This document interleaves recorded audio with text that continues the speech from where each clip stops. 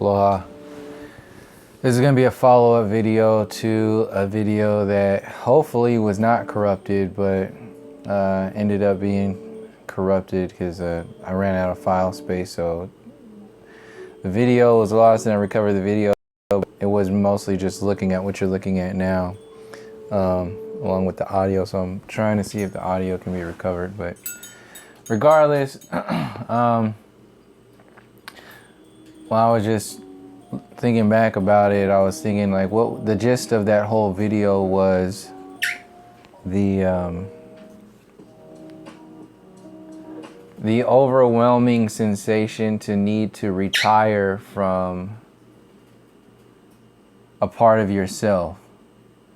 So in a sense, you're retiring. What happens is that we stop working in that system, but we don't really retire. Like, we don't fully retire. You stop working, like you're of the age, you become the consciousness of no longer being a part of that system, but you never really spiritually, psychologically, and in many cases physically retire from that life or that consciousness. Depending on what level of engagement you are subjected to, you're either going to still physically be engaged or not retired from that experience, psychologically, or spiritually engaged or not retired from that experience. And when you are telling yourself one thing, that you are retired or you are separated from that experience, like this midstream truth, like the flat earth community, when you tell yourself you're one thing, but you're not really doing it, you convince yourself of that along with all the limitations. So you lose a part of yourself. Ken, you don't go back there. You lose a part of yourself, and you lose a part of your potential, your potentiality. So that's like double. It's like a double attack on what it is that you could be doing. And if you don't recognize that early enough, then it can become a part of you. It'll become a part of your consciousness, your reality, your experience. And this is the code. It's like the command prompt for this entire experience, which the system is aware of. So the command prompt of your reality is your subconscious. So your subconscious is in a real intelligence in that subconscious is in a heavy-duty relationship with time, and that time is in a heavy-duty relationship with this experience overall, and this experience overall is in a heavy-duty relationship with your soul. Your soul is in a heavy-duty relationship with the Most High. So all of those relationships are like bridges. They're spaces. Kenya, get out of there. They're spaces where if you don't become aware of the way those spaces interact, other beings or other entities who are aware of that space, of that realm, of who you and what you are, will I have to make this extra short. Will start to come, because if I start plugging that in, it'll make a sound. Unless I get the battery. Hold on one second. Let me go get the battery. The battery doesn't make a sound when I plug in the charger. In one moment. And I don't want to pause it either, because if I pause it, it might corrupt the file. Kenny, get out of there. Go ahead up.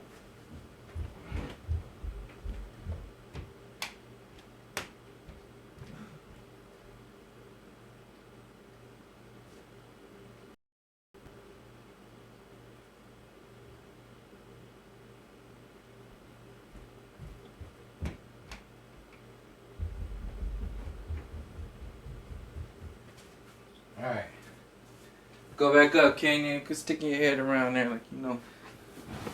You don't know what you're doing. Alright, here we go.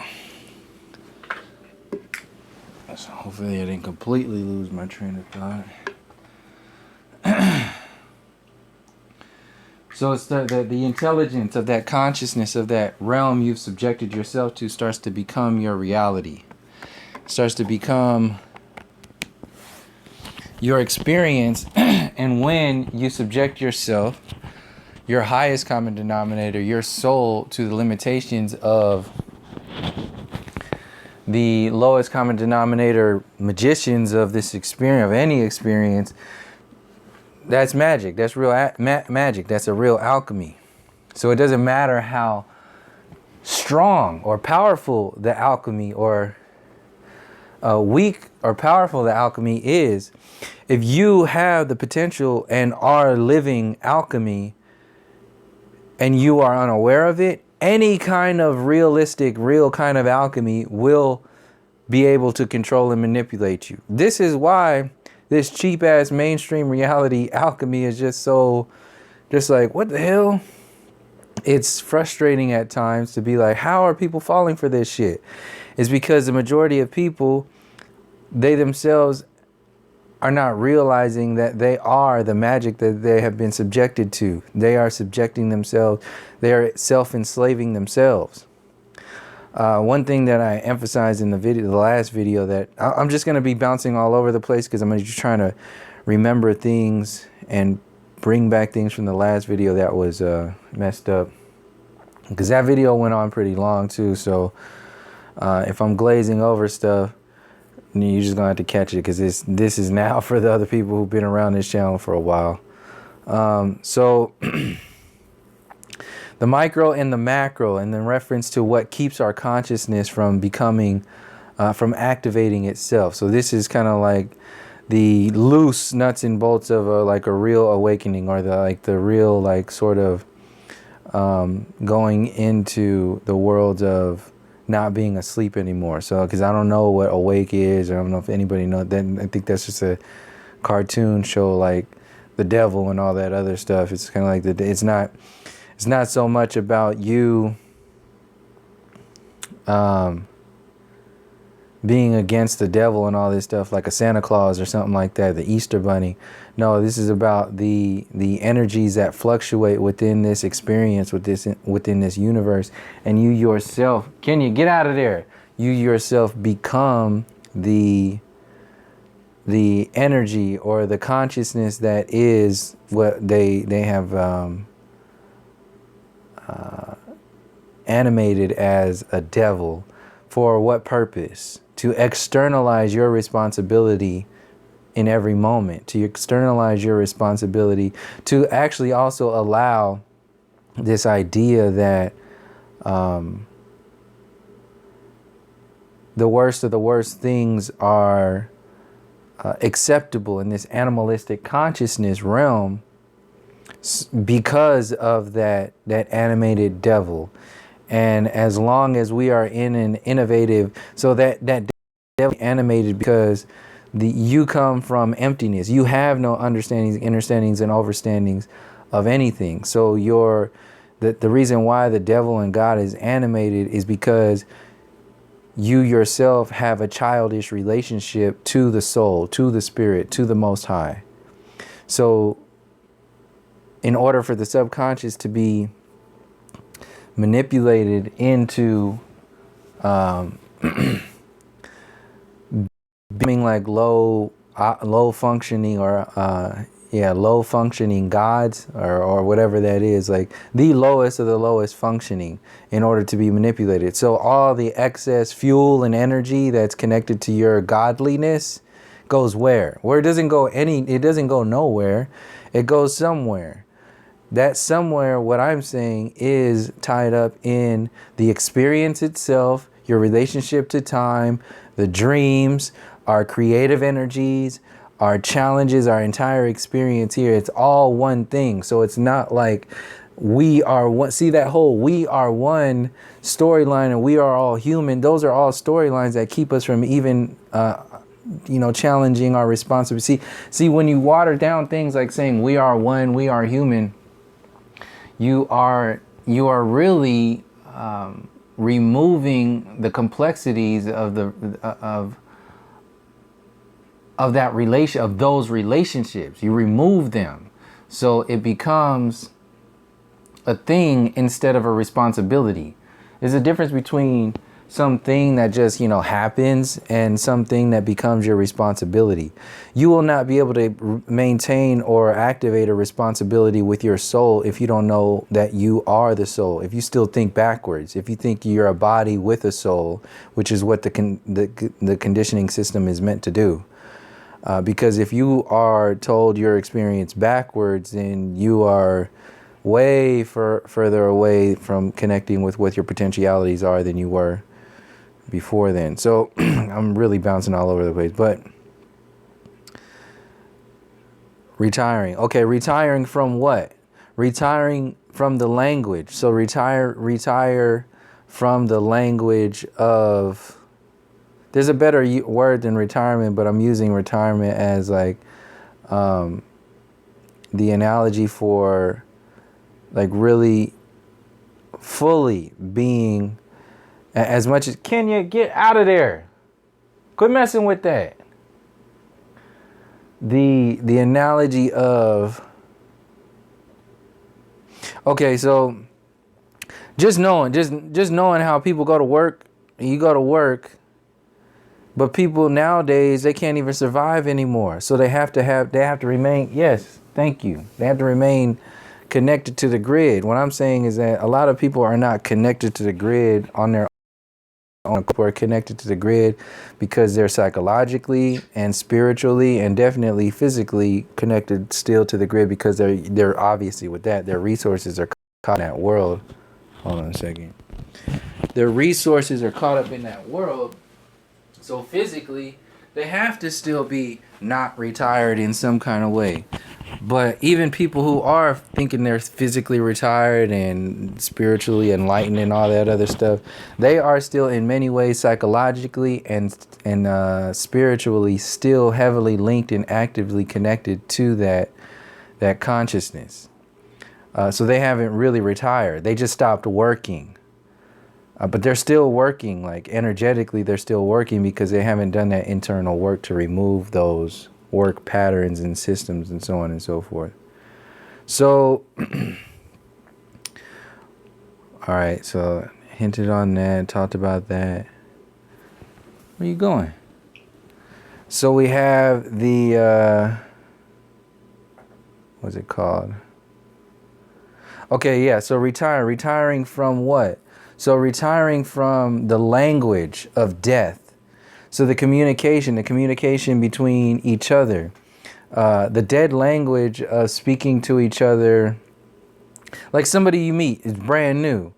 The dead language actually circles around dead time. So if your language involves killing your time, that's dead language. English is inherently a dead language. It's inherently designed to keep you from expanding your consciousness in many different ways. I went into a lot of different ways in the last video, but I don't feel I need to, because people already know that, and you can see that too. The communication, the weather talk, the ESPN, the MTV, the mainstream media, the politics, the innovation, thinking you're going to the moon, heliocentrism, the Big Bang, the deadness of the dead universe, the dead planets. You come from nothing. You have no connection to spirit. You are the only one that's keeping this reality alive spiritually, because the system is hell-bent on keeping you spiritually dead. So your responsibility is to find your soul, your spirit in every aspect of this reality, to take your time back, to take your life back, to become living again. Because as long as you're subjecting yourself, because what happens is, as long as you're in that world, in that dead or undead world, that's where your hope is. So this is what happens inherently when you subject yourself to the conformity structure of the education system, because this is how it starts, and what this image you're looking at really breaks down. Conformity turns off your relationship to time, because conformity turns off your relationship to your creative intelligence, like your active creative intelligence. over time it shuts down. So as long as you conform to the recess bell, you conform to the this class and that next class and the structure and the order and the discipline of that colonial, scholastic, or medieval universe. That's what scholasticism is, or school comes from scholasticism, which is the education from the medieval times. So this is how colonial colonization, white supremacy, the colonial Western Empire fits into the entire discussion here. It's very tight. We're still learning medieval education right now. This is what school is. And then they tell you the only reason why you allow it to happen is because you believe, like a religion, like a church, you believe that the mainstream reality, that the Western Empire is the peak of this reality, intellectually, spiritually, psychologically, and physically. You believe it, so you allow it. So we're allowing our own enslavement by beings that we put on a pedestal because we've been conditioned, we've been tricked into thinking that they are of a higher intellect, that they are of a higher consciousness, that they are of a higher soul vibration in some kind of way, even if you want to go there. It's bullshit. It's all been made up by cheap magicians who just know they know the kindergarten at best. They are aware to some degree. This is how technology and everything fits into this. And how are they, if they're so dumb, how do they know what's going on? How do they know to control? How did they control the whole world? What is this whole thing? It's because they, or it, is dealing in alchemy, in true magic. That's why. And we are still dumbed down for what that really is. So what happens is, even you are a magical being, a spiritual being, but your magic it's turned off, it's inactive.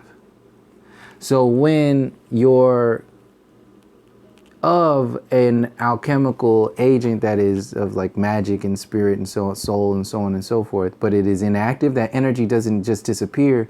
It stays there. It gets used by what? By beings who are using any kind of magic. So this is what's happening today. We are subjected to the beings who are just even aware of the slightest bit of magic. That's why it's so cheap but effective.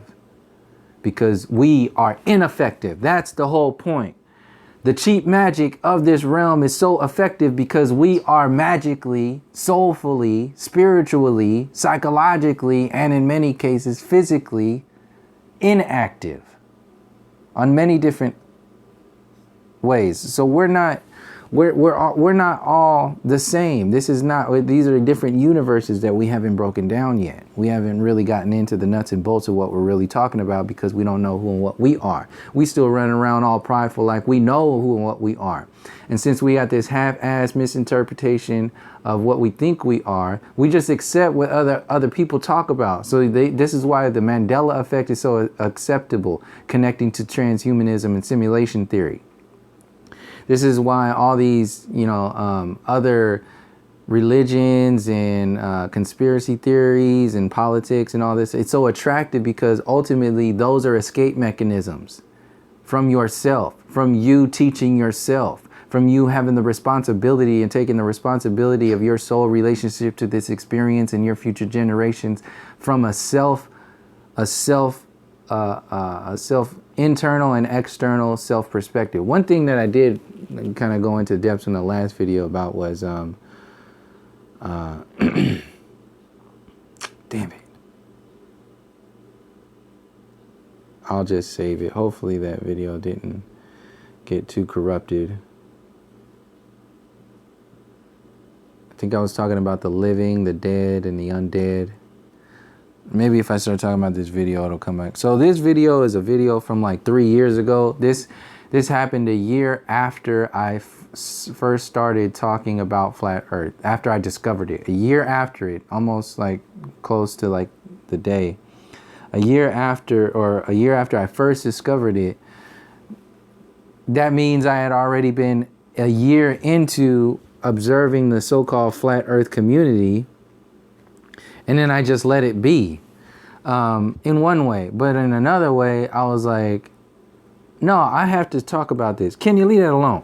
Leave that alone. Don't be pulling up on a carpet like that. I had to realize, damn it, Kenya, you threw me off my train of thought. Oh, that's what it was.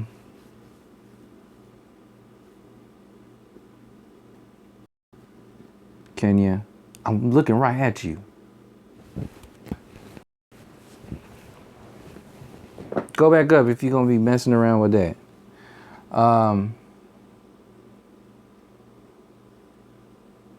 Okay. I had a year to, so this is after a year of seeing what the so-called flat earth community is all about. All that bullshit that was only focusing on, flat versus globe.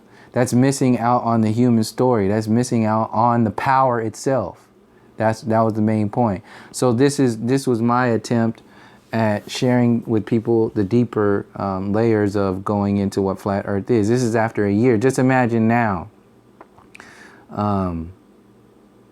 Here we are almost 4 years later. Now just imagine a year. This is time traveling backwards. This is where I was coming from back then. I never left that. So people who are new to this channel, this shit been broken down many times over by years and years and years. So, don't even really get involved in that shit if this is new to you. So this video, let me just try to break this video down so I can hopefully trigger what I was talking about. So you can see this as the left and the right hemisphere, and on the bottom you have the separation program, which is like the bridge. These magicians in this alchemy, the alchemy that I'm talking about is your relationship, you as the soul relating to the physical reality. Kenya, leave that alone. Kenya, stop. The relationship between the soul, the physical and the non-physical. What is this? If you are largely unaware of it, you will be subjected to people who are completely aware of it. And it will be this subtle manipulation of you to control you in the long run, to keep you from not thinking for yourself.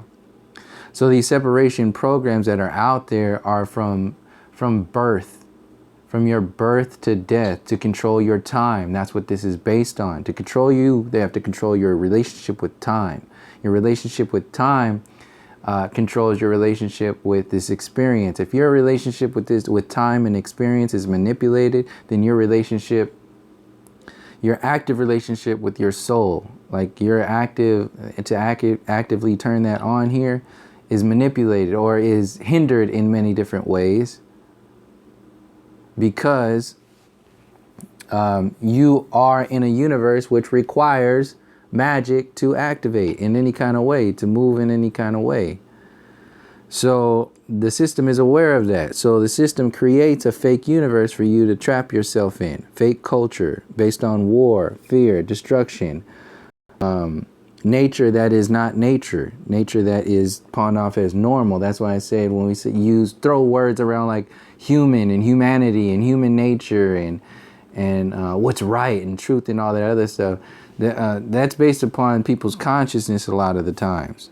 They don't really go into the depths of what those definitions are and how it really affects us.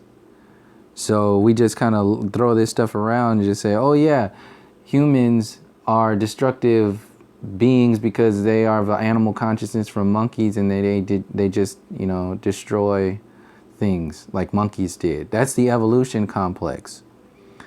So in that you start to accept, and then that's only acceptable because you accept the Big Bang, where these dead planets are here, and then you're in this dead universe you're the last living consciousness in this whole universe, or this whole solar system. Everything else is dead. You're the last thing living.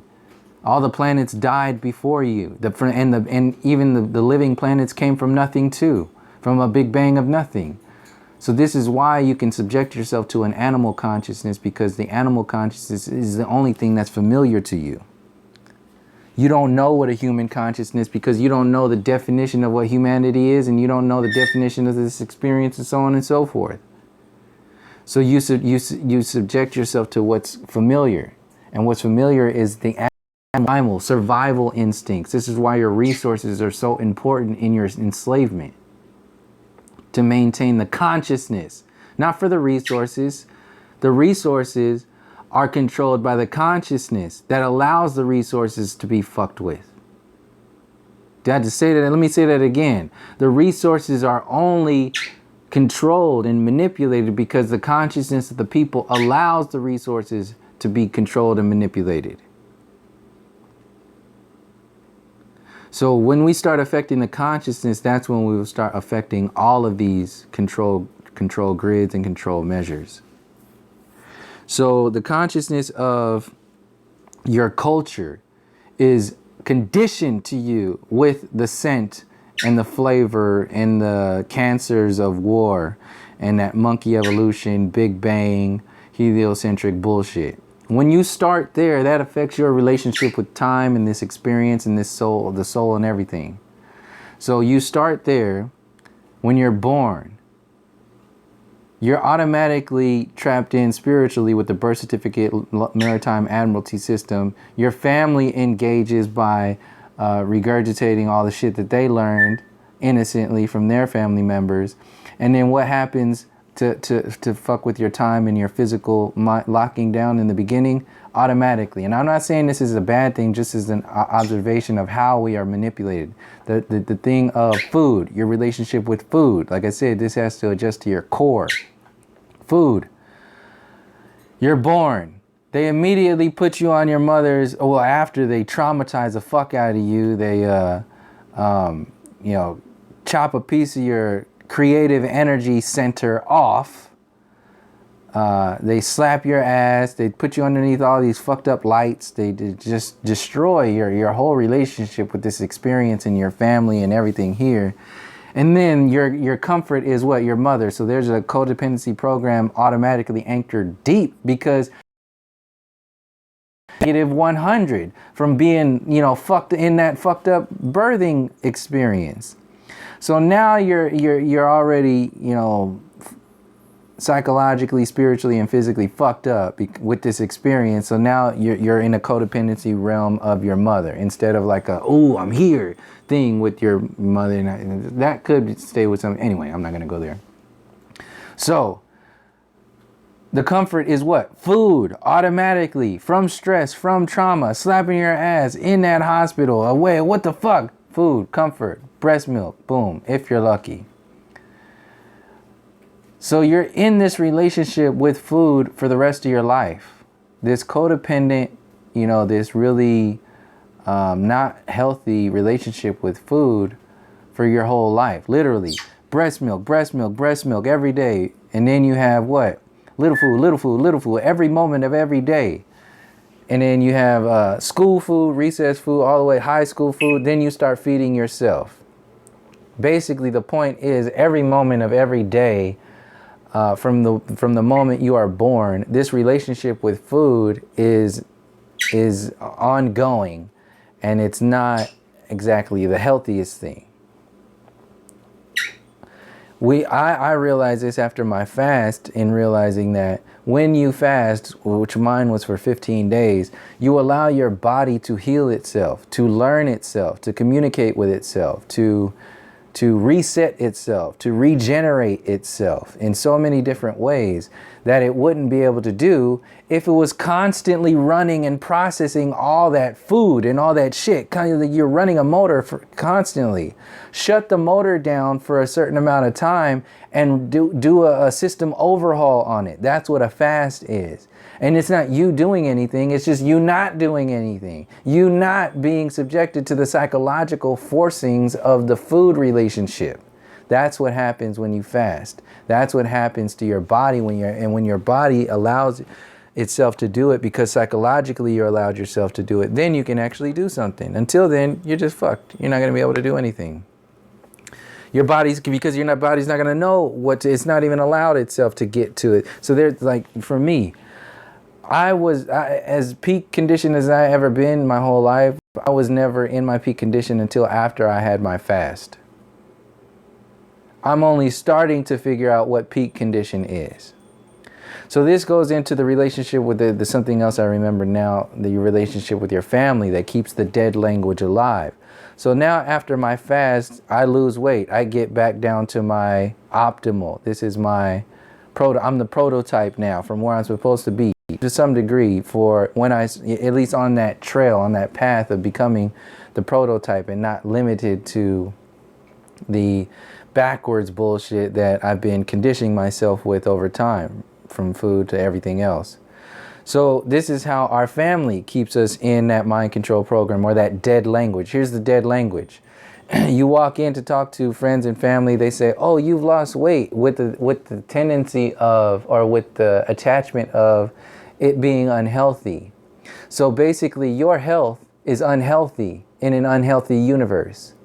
You're living healthily in an unhealthy universe is your life is death in an unhealthy dead universe.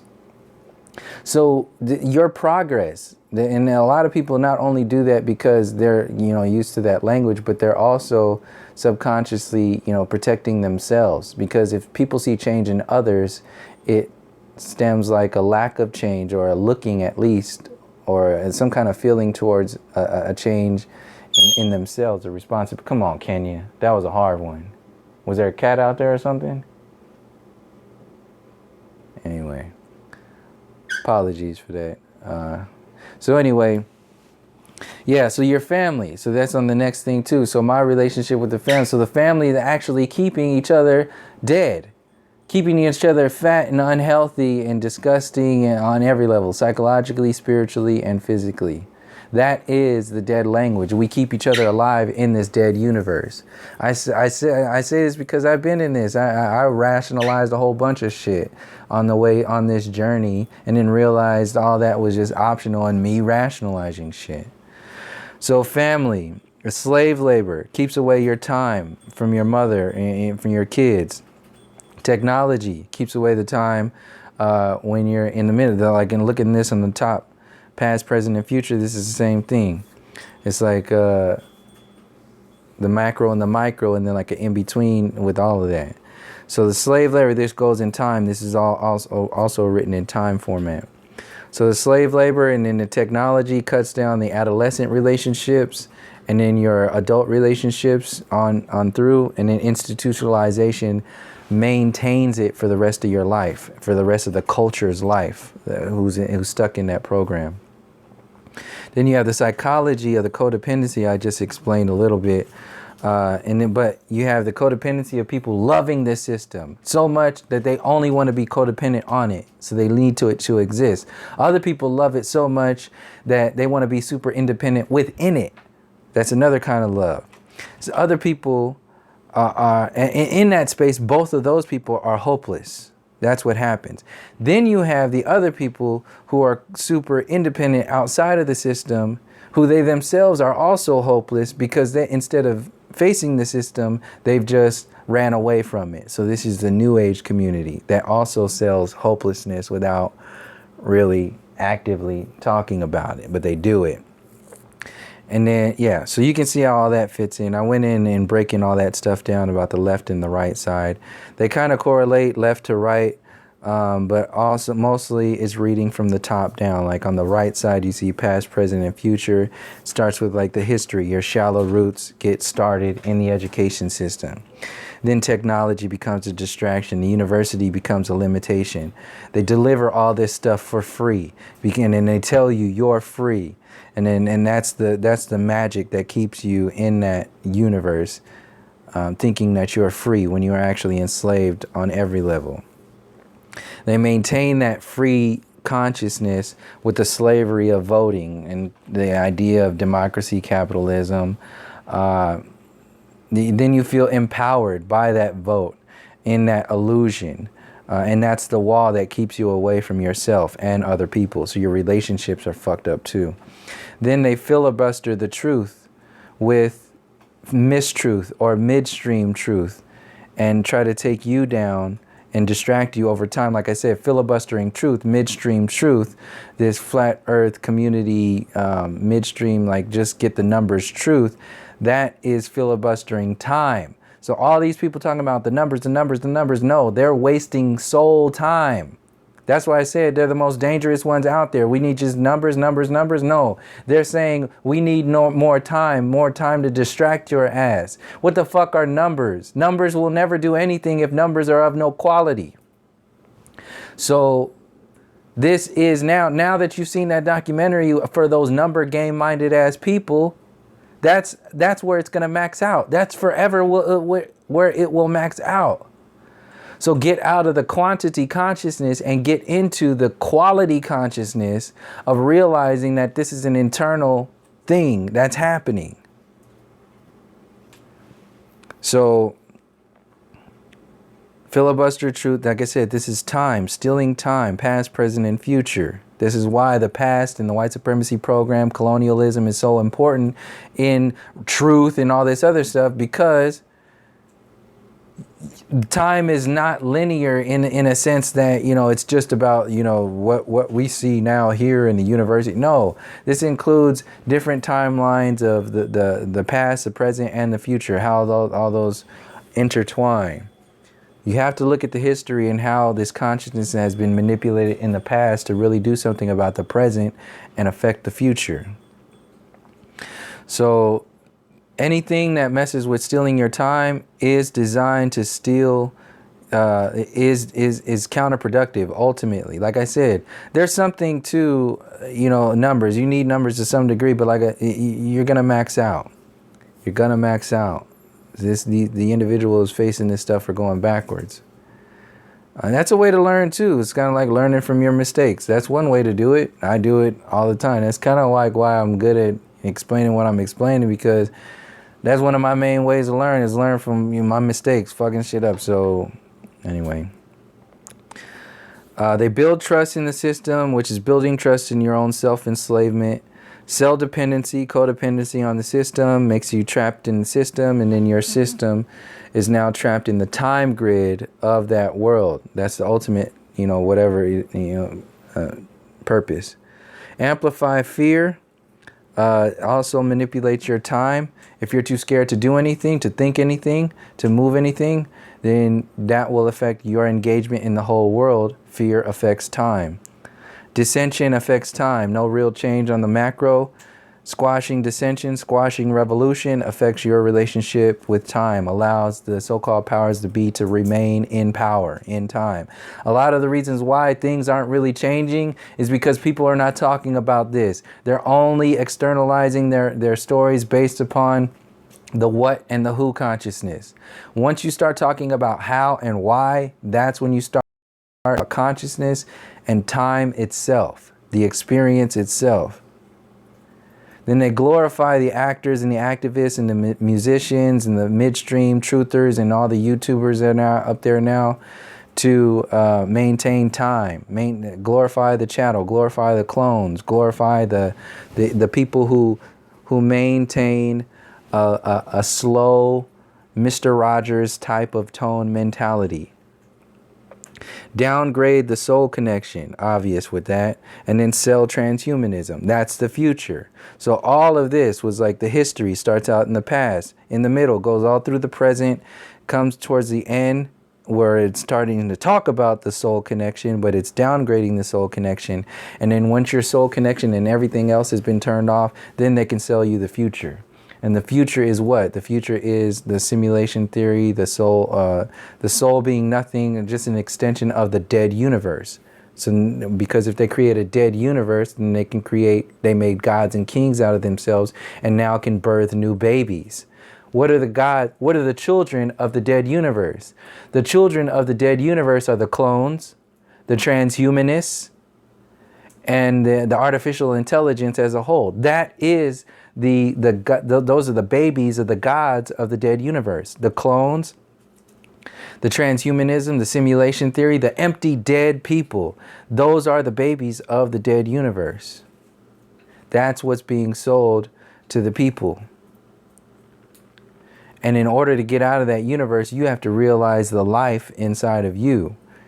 In order to help you realize the life inside of you, one place to start is to realize the life inside of your ancestors. Stop trying to reinvent the wheel. All these people talking about Tartaria, mud floods, and flat earth and all this other stuff, they need recognition for this shit.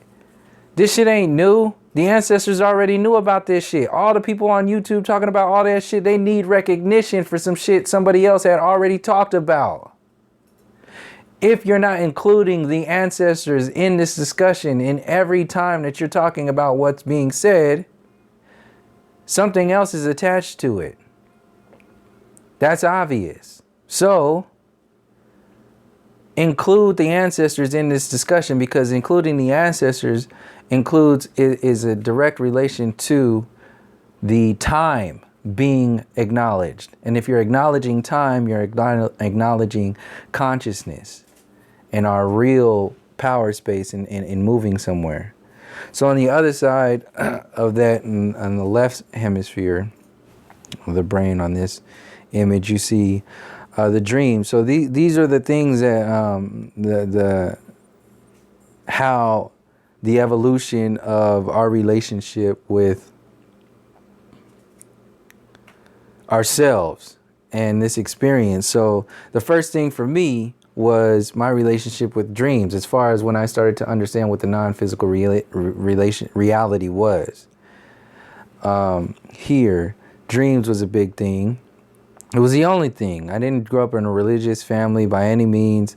It was just like, let's just get by, have a good time. And, I wasn't like, I didn't have the best experience growing up, but I didn't have the worst one either. So growing up in East Oakland, there's a lot of experience in there for a little 2, 3, 4, and 5-year-old, child who's now walking to kindergarten every day, in that experience in everyday life. So me, having that space to just who I was as a kid to who I am now, I wanted to ask some questions like, what's up with dreams? What's up with this whole reality stuff? And because I started to realize the effect that school had on my dreams, because it was starting to affect my time. I didn't know it at that time, but anytime you subject yourself to the school, the bell, the time, the authority, you're conforming, you're accepting conformity. So conformity is another thing that steals your time. So on the third year, on the third so-called cycle of your sun, your artificial sun, your years, your third birth now, that's an implanting of the mind control program of that universe. So the universe now becomes, now the universe starts to work against you in a way, because you're not working with the universe anymore. You're working within the mind controls within an artificial universe. So you're like 3 steps separated from, what you could be doing. This is why everything is so fucked up anyway, because in so many ways, because we're so many degrees separated from what it is that we, our true potential, what we could be doing on many different levels. So time. So dreams, the non-physical reality. This is what empowers yourself. So you have your dreams in your spiritual dreams in your waking space. Then you have your dreams their spiritual dreams start to get manipulated to they get replaced with American dreams, success-driven dreams, artificial reality driven dreams. Your religion starts to work your spiritual connections backwards and create chaos. Life and death becomes a fearful thing now, because your relationship with time is based on trauma, and this experience is based upon this is the only life in the whole universe. So if this is the only life in this universe, maybe you'll go into nothing. So you have a fear of death, and you have a fear of life when you're alive. So that affects your time. Your imagination is based upon a play school imagination, an imagination that is like a Kim Kardashian imagination. That's a good example of what that means right there. Just imagine the maximum potential of an imagination. Now shrink that down to the real world, or Kim Kardashian. Hey, that whole like, hey, I can't even think for myself. Somebody that is a divine being of some sort. I don't care. I don't know. Maybe. Anyway, yeah. No, there's something to say about. But at the same time, there are. Carbon copies. Carbon copies exist. So if I was to be asked, like, is Kim Kardashian an organic thing of some sort, whatever the label is, or a carbon copy, I'd be like, no, she's obviously a carbon copy. So these carbon copies get put out there to maintain time as well. Creativity, obviously the same thing with the imagination. It gets orchestrated. Culture, maintain that orchestration. Television, same thing. Manipulate your brain codes, your frequency, your actual chemical makeup. Culture in television, all that's include. Porn's included with that. That's your brainwave stuff, your brain codes. It starts to affect your dopamine. You start getting like cloudiness. Your emotional stability is affected. Food does the same thing, affects your stomach, brain, your power center, your solar plexus, your willpower. Your food as a manipulation of your consciousness is the bridge between the sacral, the root, the sacral, and the heart chakra. So that your lower bodies are basically completely over. They're just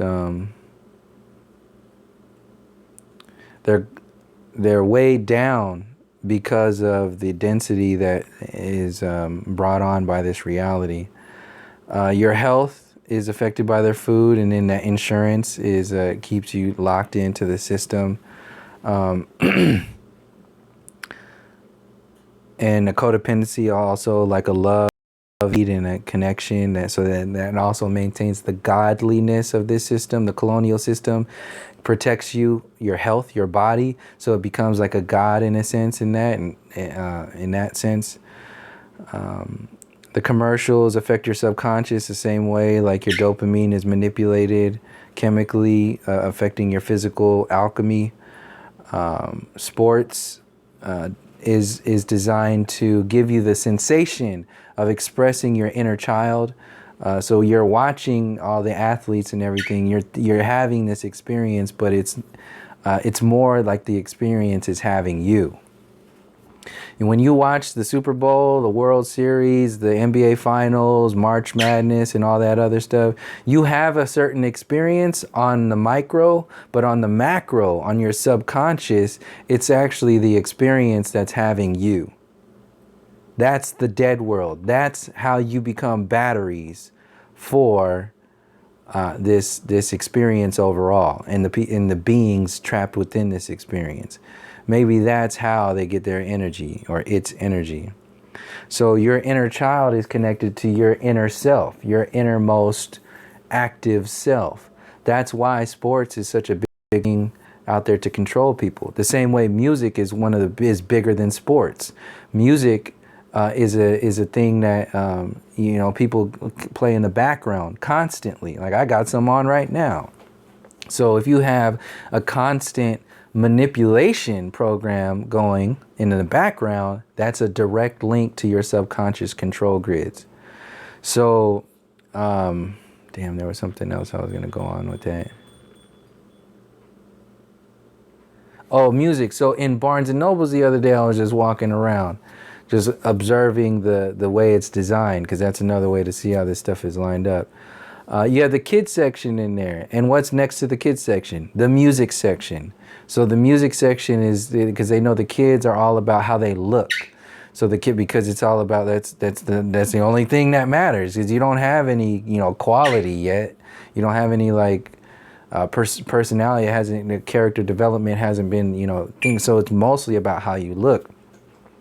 So in order to get the kids to think that way as adults, they hook them up through music, and they give these individuals this persona to be like somebody. So you have all these people who are walking around trying to be like somebody. And as long as they're trying to be like somebody, they're not being themselves. and them not being themselves, that's not loosely thrown out there. They're not being their sole experiential purpose of why they're here, why they were born. Now, that could be argued, obviously, they're doing exactly what they're doing, and da-da-da-da-da-da. That's true, but what I'm talking about from a macro perspective, that's true for the micro. People are choosing. They are making their decisions based upon, you know, such and such and such. On the macro scale, there's also a manipulation program designed to manipulate the choices that those individuals are making. That's what I'm talking about. So fuck all the other shit. So anyway, sports, the inner child. The reason why the inner child music and sports is so heavy in the mind controls of today is because that that directly relates to your relationship to a deep time, like a deep time. There's like a shallow time clock, and then there's a deep time. Your inner child connection with time and this reality, specifically time, is very deep. It's the soul clock. You know, this physical time and all that other stuff, and then there's a psychological time, and that manipulates like how long. If you're at work, time goes slow. If you're in space, in a fun space, your time goes, you know, fast. Well, on a physical space, you know, that there's a time relationship too, and on a soul space, there's a time relationship too. On a soul, on a child space, on your deeply rooted inner child relationship with time, that's the meat and potatoes of controlling people. That's why your time needs to be manipulated by sports and music and so on and so forth. Not so much to steal your physical time, but to manipulate your psychological and your spiritual time and the relationship between those two. Kenya? Somebody outside? All right. Hold on. So apps and games do this, obviously. Love and reproduction. Okay, so apps and games. So you can see the progression of the individual getting older, doing all this other stuff. And then by the end, their games and all that other shit. Now they're at the end of their, like a past, present, and future. Now they're at the end. They're in a, you know, middle-aged, best case scenario. Middle-aged, married, 3 kids, good job, good friends, good environment, good culture, good surroundings, good schools, good everything's lined up. You got your shit together. They made it. Their time is complete. Their time here is complete. Now they can retire. So what I'm saying is that we should spiritually retire from all of these mind controls. And in order to understand what it means to spiritually or actually retire from that time, you have to understand what the relationship with time is and what it really, what you're retiring. See, people are going to try to commercialize this and say, "Oh, I'm retiring," and say that they're doing. There's a difference between Kenya. There's people listening to this. I'm trying to tell you, calm down. I'm almost done. So time is the key. Thank you. I know you're a little sweet little squeeze. Time is the key. Time, to control your time, to control the people, they control the consciousness. To control the consciousness, they have to control the time. So time first, and then the smaller intricacies of how that time works. I'll leave it there. The other one went way a lot longer. But I think I pretty much broke it down. You can watch this video too. I'll link it in the description here if you would like to. Another thing I wanted to let people know before I close out is that I've been putting together over the years a nice selection of playlists on this channel, because there's almost 1,000 videos on this channel now, so it's hard to kind of navigate. So I did my best to section off the videos that I think are cool for people to see if they're looking for a certain thing in and around a certain subject. So I just made some latest ones, some behind the curve, the teachers and teachers one. There's a Joe Rogan one. There's some older ones, dreams, all kinds of stuff. I recommend checking that out if you haven't yet. And yeah, I'll revisit this too, because I know there's some things that I missed out on. let's see, the dead time, the dead language, the zombified undead reality, coming back to life by and not engaging with. Oh, okay, so this is what it was. Some people ask me, like, you know, and this is part of this process of engaging in these deeper uses. It's kind of like how I explained it, and I've said this in videos before. Can you please don't make that sound again? You're gonna have to calm down. Hold on a second, y'all. She's getting all crazy. I don't know what the hell she's doing. I'm about to calm. You're gonna have to calm down. What? Here. So the micro and macro relationship is a good way to realize the responsibility that you have to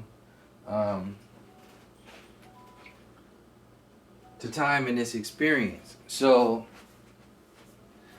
in reference to how that goes with intelligence or work and all that is or things that you're researching. And when people ask me, like, hey, how the hell can you focus on all these topics like without going crazy or affecting you in some kind of way?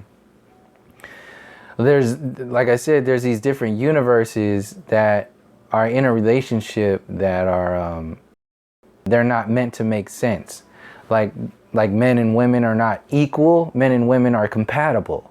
There's a difference there. So this micro and macro is compatible. It's not meant to make sense. People who try to make sense are people who got control issues, trying to make this, that's your own judgments and all that bullshit there. You try to make sense out of something like that, then that's your problem. So then once you realize that, you get into a space of seeing that the micro is open to the individual. They're going to do whatever they're going to do. You can't change somebody. You can only help people change themselves. That's the micro. People try to confuse the two. The macro is a different thing. This is where all these people who don't do this inner work, this is like the flat earth community, new age community. They think they can go out there and save the world. It's not about saving that world. That world was meant to be created so it can be destroyed, because it was never meant to be alive in the first place. It's a dead universe. They'll just reset it over and over and over again, as long as people keep believing it. Why not? If it works, why not? So the macro involves all of the storylines and the relationships between those storylines. That is where you can start talking about things and having your ideas about stuff and being aware of things only if you have a sense of detachment from that. Just the same way you can't change an individual, you are not meant to change the whole world. But you can, just by actively expressing who and what you are to the depths of who and what you are. You're not doing that if you're regurgitating other people's bullshit. So on a space of the macro, when I wake up in the morning, when I engage in anything that I'm doing to the best of my ability, I'm knowing that this is going to affect this entire reality, this entire experience. Now, do I have an attachment to that on what it does? No. Because just like you can't change an individual, I know that it's egotistical for me to think on that macro scale that I'm doing this and all that other stuff. No, we are all doing that. On the you're all macro affecting this thing, whatever is going on. But once you put a micro attachment or judgment on that, or like pride to that, then you miss the whole point. And then you're not really doing what you're doing. You think you're doing. So the micro, macro. So this is Kenya. Damn. Stop that. For real. Some cats or something walking around outside. It's a little warning. So to close this out, realize the difference between the micro and the macro. Realize the difference between your attachments and what to be attached to and not attached to. You cannot be, see, I'm attached to my engagement here, like as long as I'm here. That's my attachment. All right, if I'm here, I'm gonna do what I'm gonna do. I'm gonna do my best at what I'm doing. So I'm attached to my responsibility to my macro work. That's as far as my attachment goes. Because it's natural for me. And it's not an attachment because I'm forcing me. Like I said, it's an attachment because I can't do anything else. I can't not do this. This is what I'm supposed to be doing. Just like anything else. If I'm having fun, I'm going to do it because that's what I'm supposed to be doing. On the other sense, you have the space of realizing that, you know, this is a thing that could be going on for generations and generations. Could be way more complex than we are imagining it, and it's kind of like going on its own through the way we are experiencing this place. So if that's true, then first step is to adjust the way we experience this place. So don't jump straight to the reactive world. I mean, be aware of it, engage in it to where you have to, but focus more of your energy on your responsibility here. If you focus too much energy on the world that, you know, shouldn't be existing in the first place, then you're going to limit yourself to a synthetic realization. So anyway, yeah, so that's the attachment and detachment. You have to be detached from the micro world because that's this ever-changing, ever-growing glob of thing, and that includes individuals. Individuals are micro worlds too. They're going to change or not change. It's up to them. Ain't got nothing to do with you. On the macro world, this is optional too. You either gonna be about that business and be about that spiritual, so-called spiritual life and do something with the time that you have here, like put that shit to work. Like how much would that, like this is where I'm coming, activating all of them. I'm from Oakland, from this space, so I'm still, if I'm going into a spiritual warfare or a spiritual acknowledgement of what's going on, that's going to be resonant. It's going to be along with my Oakland vibes. Like, so I'm going to approach all of this with who and what I am on every level. If I'm not, I'm missing out. So that's another way that helped me get out of the New Age community too. It was like, wait a second, it's a whole community of people that the New Age community is saying doesn't matter. They don't exist. People in East Oakland, West Oakland, that whole mindset, they're saying they don't matter. They're in a low vibration. They chose that world because they're karma. That's what the New Age community is saying. So they say that about the third world countries too. That's why I'm saying the New Age community and people who think and talk like that are dangerous. So what I'm saying is that be aware of that, but do not be consumed by it. And don't let other people try to consume you in that shit. Get the hell out of there if it's time to move. Because for a lot of people, it's time to move, but they still got these attachments to this stuff that they don't need to be attached to. See, the New Age community itself has an inherent attachment, a macro attachment.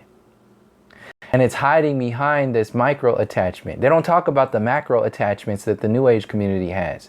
They only focus on the micro attachments because the micro attachments are what they can make money off of, and movies too. But that's the law of attraction and wrinkle in time and all that other bullshit.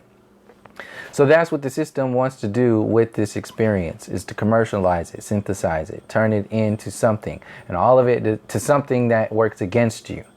And all of it really boils down to the relationship with time, the past, present, and the future. So check out this video if you feel the need to. I pretty much just broke it down, but there's some little gems in there too. So yeah, time is key. I think I pretty much got the gist of that last video. If I did forget some things, I'll revisit it later. But thank you for joining me. Thank you for joining Kenya, and apologies again for the sounds in the background. But it's a bird. That's Kenya. She gonna talk and say what she want, right, Kenya? Oh, whatever. She gonna talk on. She's not a command bird. Sometimes she's like, "What's up, Kenya?" She'll say something, but that's not a command. That's an interaction. Oh, that's what it was. Right? Yeah. So I missed something about the animal consciousness. So to get, and I'm not going to go into too much detail with this.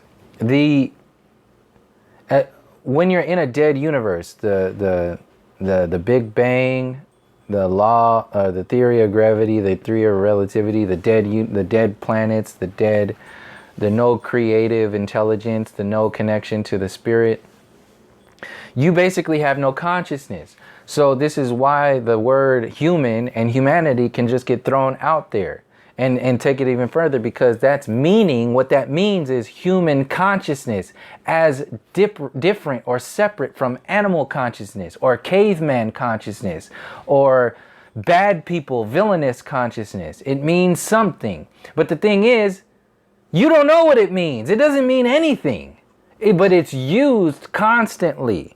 And that lack of knowing what that actually is dangerous, is what I'm saying. It's being used in the New Age community, the Flat Earth community, and the so-called truther communities. It's extremely dangerous. You have to understand this. This is why I said I don't conform to the whole human mental limitation program and spiritual and psychological mind control program. It's not about that. So once you realize that, you have to realize, okay, well, what does that really mean? That label means an evolutionary step from somewhere. Where? From where? From caveman consciousness? Well, they ain't proved that shit. From monkey consciousness? Well, they think they proved that shit. But what are they talking about with monkey consciousness? They're talking about animal consciousness. So humans move one step from animal consciousness up to somewhere. Something in the ether, somewhere like out past our galaxy. That's what they're saying. Consciously or non-physically. Well, what is that? That's what I'm saying. You're not knowing that is dangerous, because they can sell your flowery, we're all human, we're all one, it's all about humanity thing forever, because that's selling you reaction. In reaction to, it's not really giving you information of what you're really about. It's just telling you what you're not. So this is the same code that happens in the truther community. It's not about truth. Because once you start talking about real truth, if I start talking about hours and hours and hours about how the white supremacy program is involved in the suppression of truth and so on and so forth in certain truther communities, I will be seen as a bad guy. Something is wrong with me. That's why I said all these truther communities, all that other shit is all jacked up, because they have attachments to it. And truth is not about reacting to mistruth or untruth or mistruth or it's not reacting to lies. That is just truthful information. Real truth involves the truth that is true to you, like true, not true as a person, but true as your experience, as your being. That's the truth that the truther community largely is unaware of and hasn't ventured into. Because the truther community of today is a reactive, mainstream sponsored. It's a sponsored truth. Because the truth community in the what's the word? Controlled opposition world, in that world, the truther community is one of the biggest time stealers. It's designed to keep you, not only maintain the idea of truth, but to keep you from going to the depths of a deeper truth. This is why time is involved in everything. So once we start taking ownership of time, then we can start taking ownership of our consciousness in this whole, and then start asking questions about this experience. Not just accept and take whatever they say, like, oh yeah, it's a simulation, or it's transhumanism. Like, people are accepting that shit because they have no roots, they have no foundation, they have disconnected from the ancestors, they've disconnected from, they've pretty much thrown every technology and everything that the ancestors knew about, they've thrown it under the bus and jumped on the simulation, the Western Consciousness Future Program. That's what's happening. So in order to keep that alive and well, what they have to do is maintain this loose theory-based consciousness, like the theory of gravity and the theory of relativity. You have the theory of humanity. And that theory of humanity is designed to keep you from activating the reality of your soul. There ain't no theories there. There ain't no humanity there. There's a reality of you as the soul. that you are being kept from on purpose. So how are they keeping you there? They're keeping you there with the animal consciousness. The animal consciousness is keeping you codependent, focused on survival, always fear-driven, copycat. So this is what I'm saying. Like, and I observe this just from actually looking at how animals learn. Animals copy. Animals like Kenya. She's at like a 7-year-old consciousness or like a child consciousness, but she's alive. She's like almost 20 years old now, or some over 20 years old now, something like that. But interactively, she's like a child. So this is how it's happening, like a younger than that child, and sometimes. But like intellectually, I think they said something around like a 7-year-old child is where African grays can get to. But anyway, the point is that overall, even though she's 20 years old, just like with adults, they can be 40 years old and still have a 17-year-old consciousness.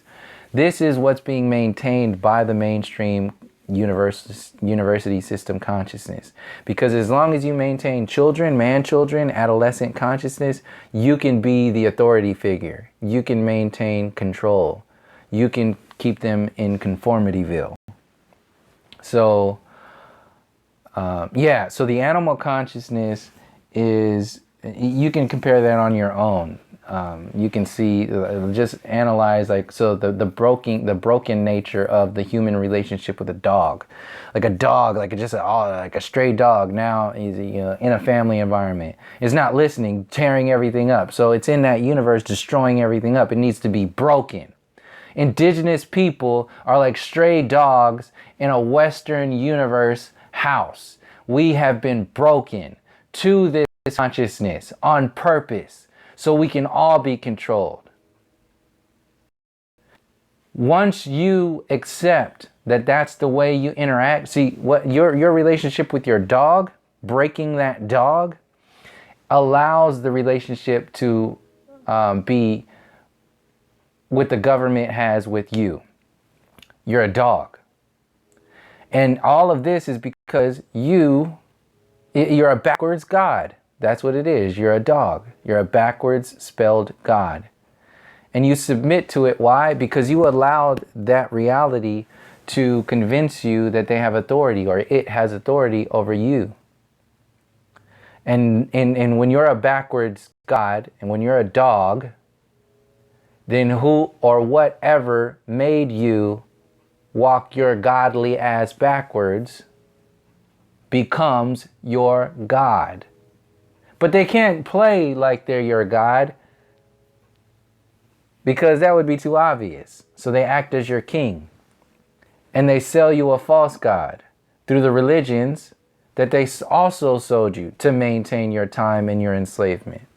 So actively, in every single way, when politicians are out there, when scientism, scientists and all that are out there, they're protecting no less than your belief, your conformity to what maintains them as being kings and gods in your artificial universe. On that note, I'll leave it there.